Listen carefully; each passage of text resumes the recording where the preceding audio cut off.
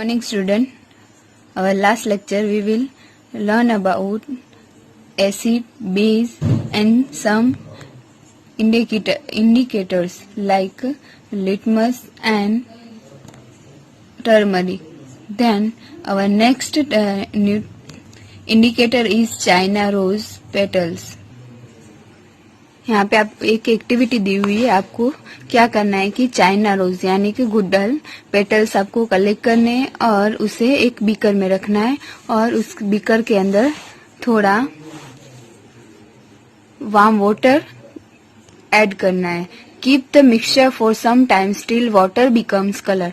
इतने टाइम तक रखना है मिक्सचर को कि जो वाटर हो वो कलर्ड ना हो जाए.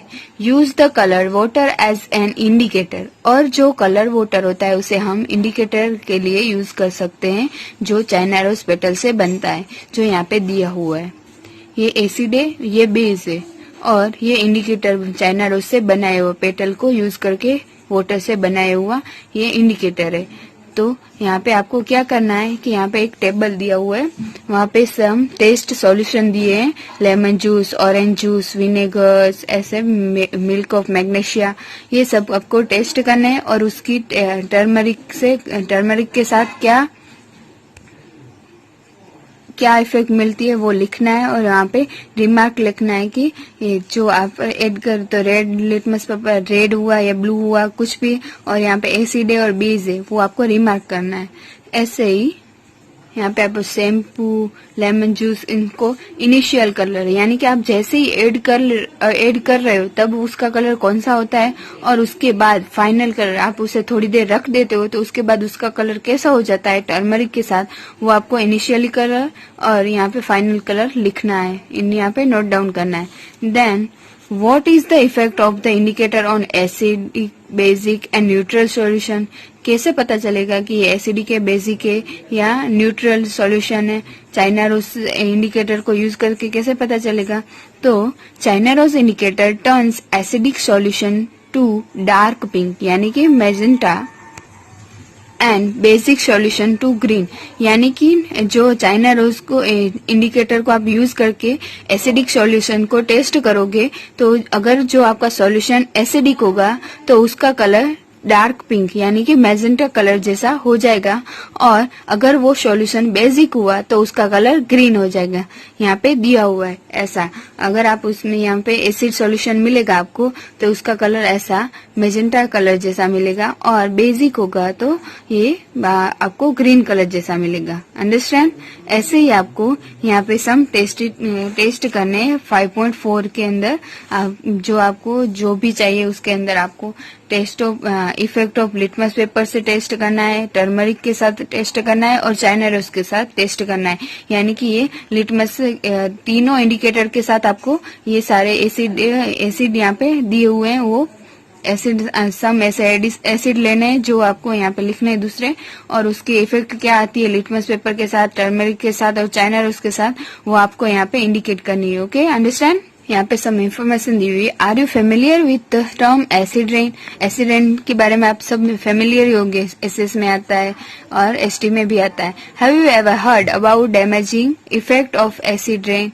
And the name indicates the rain becomes acidic because carbon dioxide, sulphuric dioxide and nitrogen dioxide, ये तीनों गैस जो रेन ड्रॉप्स होते हैं उसके अंदर मिक्स होके carbonic acid, sulphuric acid and nitric acid बनाते हैं और वो एसिड रेन के थ्रू अर्थ पे आता है और अर्थ पे जो एसिड रेन होता है उससे buildings, historical monuments, plants and animals को डैमेज होता है.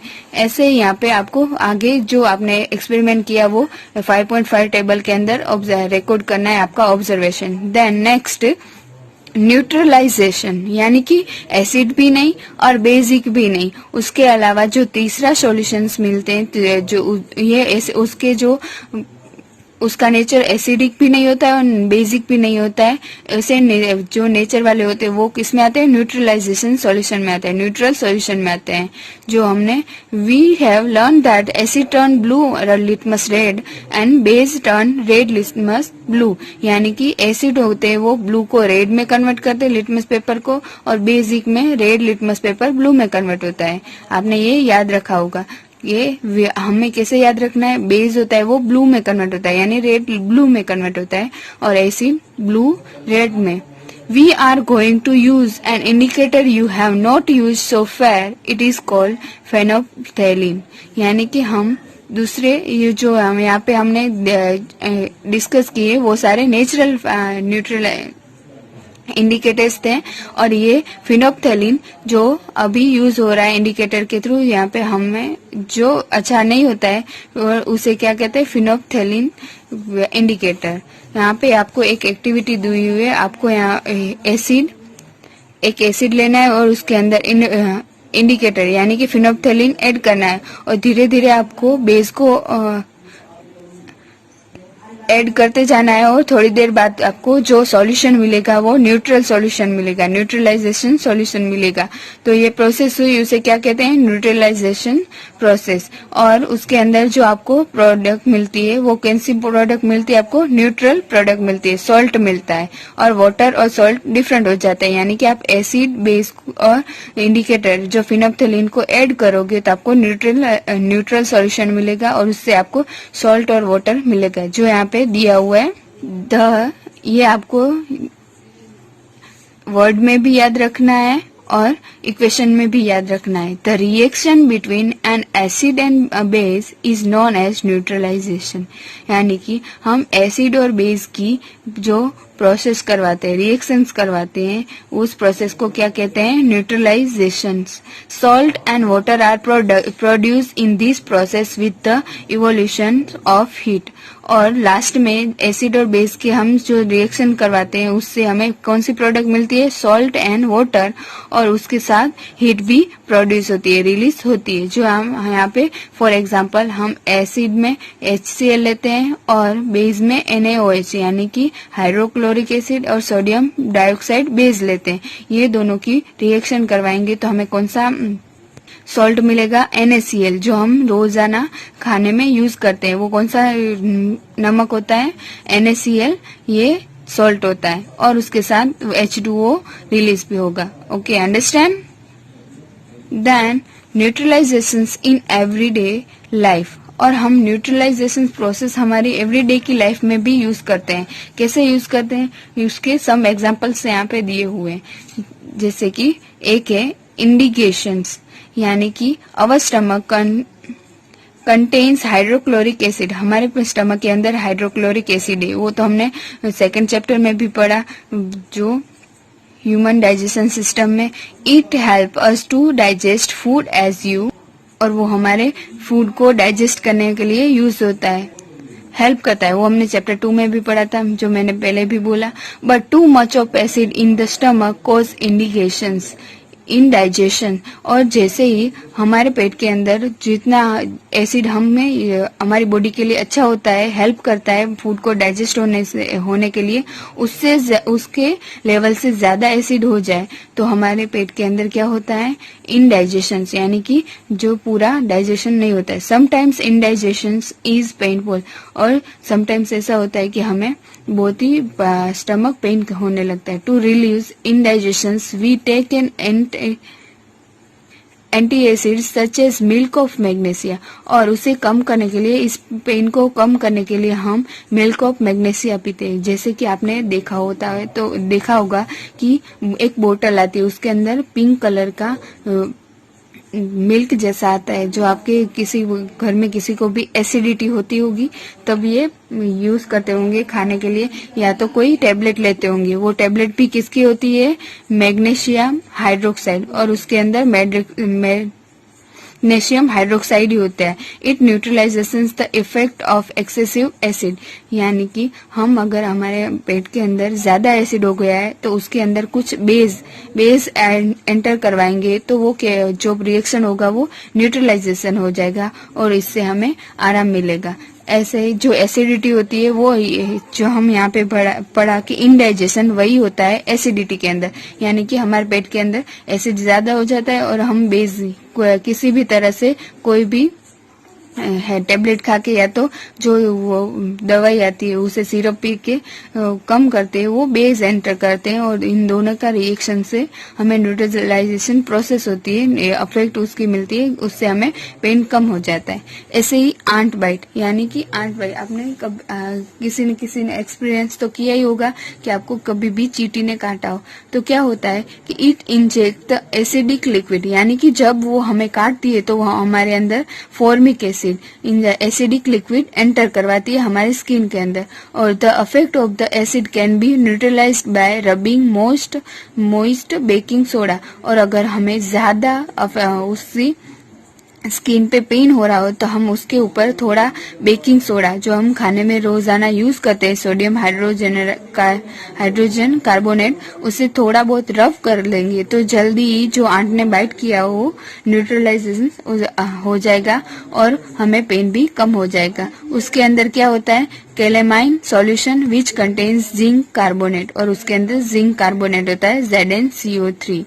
Then soil treatments, soil treatment, excessive use of chemical fertiliser. हम सोइल के अंदर अभी क्या यूज करते हैं, मेन्यूर की जगह से हम जो man made chemical fertilisers use करने लगे, जो सोइल उसके अंदर क्या होता है, सोइल एसिडिक हो जाती है, और ज्यादा सोइल एसिडिक हो जाएगी तो प्लांट को क्या होगा, ग्रो होने के लिए अच्छा नहीं होगा और वो एसिडिक हो जाएगी या तो बेसिक हो जाएगी, ज्यादा एसिडिक हो जाएगी या ज्यादा बेसिक हो जाएगी तो प्लांट होंगे वो अच्छी तरह से ग्रो नहीं होंगे।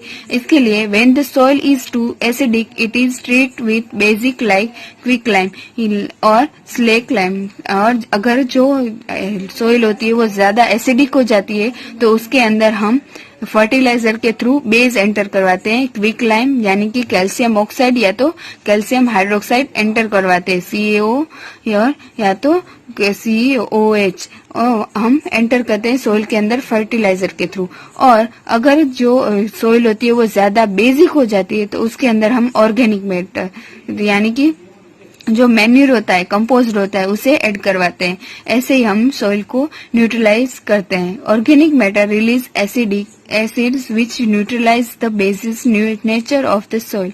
और ऑर्गेनिक मैटर के अंदर एसिड्स होते हैं जो रिलीज करते हैं और न्यूट्रलाइज हो जाती है सॉइल अच्छी तरह से नेचुरली। देन फैक्ट्री वेस्टेज होते हैं, उसके अंदर भी एसिड और बेसिक के थ्रू हम कैसे न्यूट्रलाइजेशन प्रोसेस करते हैं। The waste of many factories contains acid, जो वेस्ट निकलता है फैक्ट्री के अंदर उसके अंदर ज्यादा से ज्यादा मात्रा में एसिड्स होते हैं। If they are allowed to flow into the water bodies the acids will kill fish and other organism. और अगर हम उसे वाटर बॉडीज के अंदर रिलीज करते हैं तो वो एसिड, उसके अंदर जो एसिड कंटेंट्स होता है वो जो वाटर के ऑर्गेनिजम्स होते हैं जैसे कि फिश और उसके अलावा भी कोई अदर ऑर्गेनिजम्स होते हैं उसे मार देते हैं। The factory waste are therefore neutralised by adding basic substance. इसके लिए उसके अंदर जो वेस्टेज बचता है फैक्ट्री का उसके अंदर सम ऐसे बेसिक सब्सटेंस एंटर करवाने चाहिए जिससे वो प्रोसेस हो वो न्यूट्रलाइज हो जाए और किसी को हार्म ना हो। यहाँ पे हमने यही पढ़ा कि किसी को हार्म ना हो, इसके लिए हम न्यूट्रलाइजेशन प्रोसेस यूज करते हैं हमारी एवरीडे लाइफ के अंदर। Okay student, understand our 5th chapter acid base and salts. Here our textbook 5th chapter complete. Here I give some summary for 5th chapter.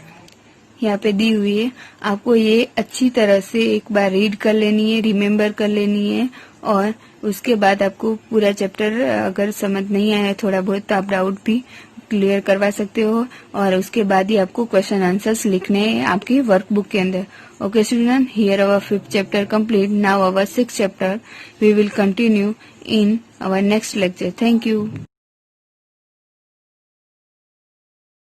Magenta colour जैसा मिलेगा और basic होगा तो ये आपको ग्रीन कलर जैसा मिलेगा। अंडरस्टैंड?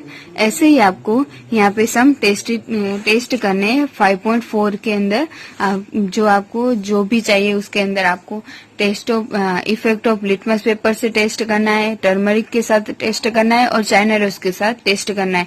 यानी कि ये लिटमस तीनों इंडिकेटर के साथ आपको ये सारे एसिड यहाँ पे दिए हुए हैं वो एसिड सम ऐसे एसिड लेने हैं जो आपको यहाँ पे लिखने हैं दूसरे, और उसकी इफेक्ट क्या आती है लिटमस पेपर के साथ, टर्मरिक के साथ और चाइना रोज के साथ, वो आपको यहाँ पे इंडिकेट करनी है। Okay, understand. यहाँ पे सम इंफॉर्मेशन दी हुई है। Are you familiar with the term acid rain? Acid rain के बारे में आप सब फेमिलियर ही होंगे, एसएस में आता है और एसटी में भी आता है। Have you ever heard about damaging effect of acid rain?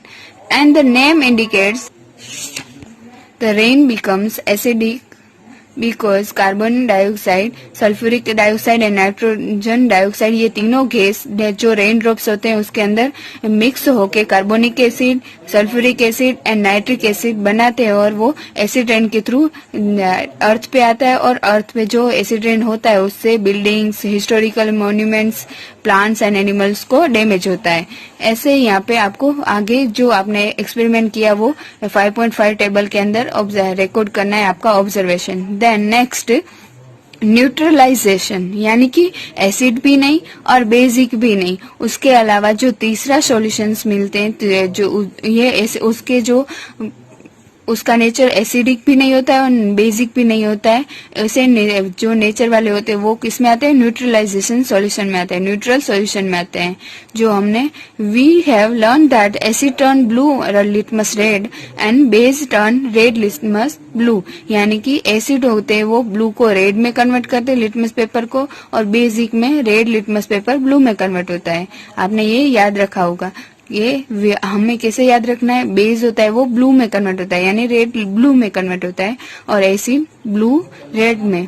We are going to use an indicator you have not use so far, it is called phenolphthalein, यानी कि हम दूसरे ये जो हम यहाँ पे हमने डिस्कस किए वो सारे नेचुरल न्यूट्रल इंडिकेटर्स थे, और ये फिनोप्थैलीन जो अभी यूज हो रहा है इंडिकेटर के थ्रू यहाँ पे हमें जो अच्छा नहीं होता है उसे क्या कहते हैं? फिनोप्थैलीन indicator.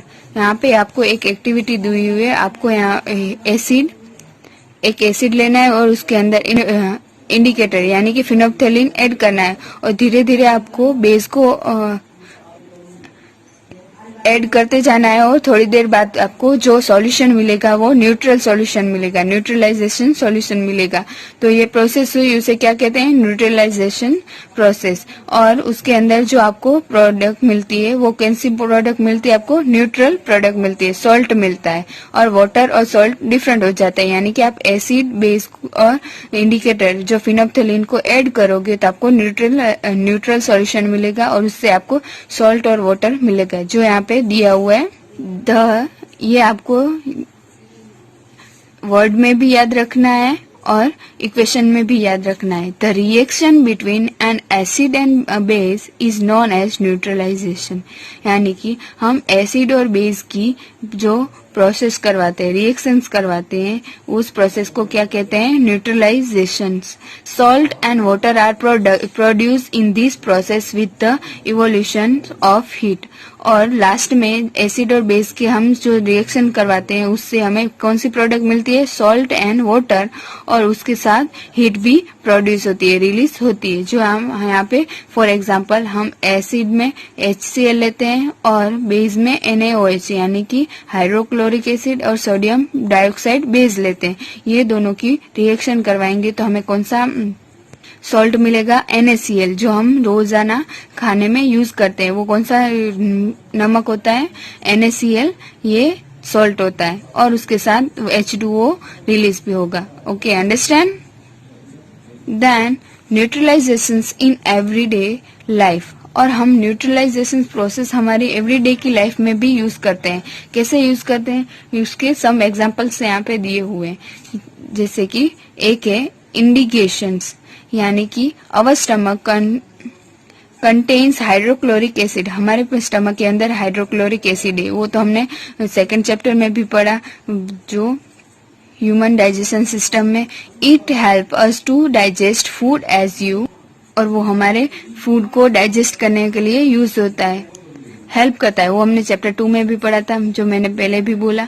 But too much of acid in the stomach cause indications, indigestion, और जैसे ही हमारे पेट के अंदर जितना एसिड हमारी बॉडी के लिए अच्छा होता है, हेल्प करता है फूड को डाइजेस्ट होने के लिए, उसके लेवल से ज्यादा एसिड हो जाए तो हमारे पेट के अंदर क्या होता है, इनडाइजेशन, यानी कि जो पूरा डाइजेशन नहीं होता है। समटाइम्स इनडाइजेशन इज पेनफुल, और समटाइम्स ऐसा होता है कि हमें बहुत ही स्टमक पेन होने लगता है। To relieve indigestion we take an anti acids such as milk of magnesia, और उसे कम करने के लिए, इस पेन को कम करने के लिए हम मिल्क ऑफ मैग्नीशिया पीते हैं। जैसे कि आपने देखा होगा कि एक बोतल आती है, उसके अंदर पिंक कलर का मिल्क जैसा आता है, जो आपके किसी घर में किसी को भी एसिडिटी होती होगी तब ये यूज करते होंगे खाने के लिए, या तो कोई टेबलेट लेते होंगे। वो टेबलेट भी किसकी होती है, मैग्नीशियम हाइड्रोक्साइड, और उसके अंदर मैग्नीशियम हाइड्रोक्साइड ही होता है। It neutralisation the effect of excessive acid, यानी कि हम अगर हमारे पेट के अंदर ज्यादा एसिड हो गया है तो उसके अंदर कुछ बेस एंटर करवाएंगे तो वो जो रिएक्शन होगा वो न्यूट्रलाइजेशन हो जाएगा और इससे हमें आराम मिलेगा। ऐसे ही जो एसिडिटी होती है वो जो हम यहाँ पे पढ़ा कि इनडाइजेशन वही होता है एसिडिटी के अंदर, यानी कि हमारे पेट के अंदर एसिड ज्यादा हो जाता है और हम किसी भी तरह से कोई भी टेबलेट खा के या तो जो वो दवाई आती है उसे सिरप पी के कम करते हैं, वो बेस एंटर करते हैं और इन दोनों का रिएक्शन से हमें न्यूट्रलाइजेशन प्रोसेस होती है, अफेक्ट उसकी मिलती है, उससे हमें पेन कम हो जाता है। ऐसे ही आंट बाइट, यानी कि आंट बाइट आपने किसी ने एक्सपीरियंस तो किया ही होगा कि आपको कभी भी चींटी ने काटा हो तो क्या होता है कि it inject the acidic liquid, यानी कि जब वो हमें काटती है तो वह हमारे अंदर formic acid in the acidic liquid enter करवाती है हमारे स्किन के अंदर, और the effect of the acid can be neutralised bye rubbing moist baking soda. और अगर हमें ज्यादा उससे स्किन पे पेन हो रहा हो तो हम उसके ऊपर थोड़ा बेकिंग सोडा, जो हम खाने में रोजाना यूज करते हैं, सोडियम हाइड्रोजन कार्बोनेट, उसे थोड़ा बहुत रफ कर लेंगे तो जल्दी ही जो आंट ने बाइट किया हो न्यूट्रलाइजेशन हो जाएगा और हमें पेन भी कम हो जाएगा। उसके अंदर क्या होता है, calamine solution which contains zinc carbonate, और उसके अंदर जिंक कार्बोनेट होता है ZnCO3। Then soil treatments, soil treatment, excessive use of chemical fertiliser. हम सोइल के अंदर अभी क्या यूज करते हैं, मेन्यूर की जगह से पे हम जो man made chemical fertilisers use करने लगे, जो सोइल उसके अंदर क्या होता है, सोइल एसिडिक हो जाती है, और ज्यादा सोइल एसिडिक हो जाएगी तो प्लांट को क्या होगा, ग्रो होने के लिए अच्छा नहीं होगा और वो एसिडिक हो जाएगी या तो बेसिक हो जाएगी, ज्यादा एसिडिक हो जाएगी या ज्यादा बेसिक हो जाएगी, तो प्लांट होंगे वो अच्छी तरह से ग्रो नहीं होंगे। इसके लिए when the soil is too acidic it is treat with basic like quick lime और स्लेक लाइम। और अगर जो सॉइल होती है वो ज्यादा एसिडिक हो जाती है तो उसके अंदर हम फर्टिलाइजर के थ्रू बेस एंटर करवाते हैं, क्विक लाइम यानी कि कैल्शियम ऑक्साइड या तो कैल्शियम हाइड्रोक्साइड एंटर करवाते हैं, CaO या तो COH हम एंटर करते हैं सोइल के अंदर फर्टिलाइजर के थ्रू। और अगर जो सोइल होती है वो ज्यादा बेसिक हो जाती है तो उसके अंदर हम ऑर्गेनिक मैटर यानी कि जो मैन्यूर होता है, कंपोस्ट होता है, उसे ऐड करवाते हैं। ऐसे ही हम सॉइल को न्यूट्रलाइज करते हैं। Organic matter release acids which neutralise the basis nature of the soil. और ऑर्गेनिक मैटर के अंदर एसिड्स होते हैं जो रिलीज करते हैं और न्यूट्रलाइज हो जाती है सॉइल अच्छी तरह से नेचुरली। देन फैक्ट्री वेस्टेज होते हैं, उसके अंदर भी एसिड और बेसिक के थ्रू हम कैसे न्यूट्रलाइजेशन प्रोसेस करते हैं। The waste of many factories contains acid, जो वेस्ट निकलता है फैक्ट्री के अंदर उसके अंदर ज्यादा से ज्यादा मात्रा में एसिड्स होते हैं। If they are allowed to flow into the water bodies the acids will kill fish and other organism. और अगर हम उसे वाटर बॉडीज के अंदर रिलीज करते हैं तो वो एसिड, उसके अंदर जो एसिड कंटेंट्स होता है वो जो वाटर के ऑर्गेनिजम्स होते हैं जैसे कि फिश और उसके अलावा भी कोई अदर ऑर्गेनिजम्स होते हैं उसे मार देते हैं। The factory waste are therefore neutralised by adding basic substance. इसके लिए उसके अंदर जो वेस्टेज बचता है फैक्ट्री का, उसके अंदर सम ऐसे बेसिक सब्सटेंस एंटर करवाने चाहिए जिससे वो प्रोसेस हो, वो न्यूट्रलाइज हो जाए और किसी को हार्म ना हो। यहाँ पे हमने यही पढ़ा कि किसी को हार्म ना हो, इसके लिए हम न्यूट्रलाइजेशन प्रोसेस यूज करते हैं हमारी एवरीडे लाइफ के अंदर। Okay student, understand our 5th chapter acid base and salts. Here our textbook 5th chapter complete. Here I give some summary for 5th chapter. यहाँ पे दी हुई है, आपको ये अच्छी तरह से एक बार रीड कर लेनी है, रिमेम्बर कर लेनी है और उसके बाद आपको पूरा चैप्टर अगर समझ नहीं आया थोड़ा बहुत तो आप डाउट भी क्लियर करवा सकते हो और उसके बाद ही आपको क्वेश्चन आंसर्स लिखने हैं आपकी वर्कबुक के अंदर। Okay student, here our 5th chapter complete. Now our 6th chapter we will continue in our next lecture. Thank you.